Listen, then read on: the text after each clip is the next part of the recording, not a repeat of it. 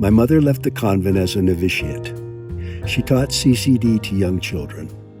A curious and persistent child kept asking her, basically, what's it all about? Why am I here? Here's her explanation. 9 sentences, no math involved. God made all things.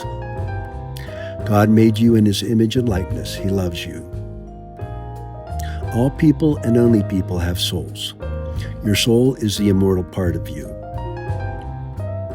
All people and only people have free will. Animals do not. Everybody has a conscience with which to tell the difference between right and wrong.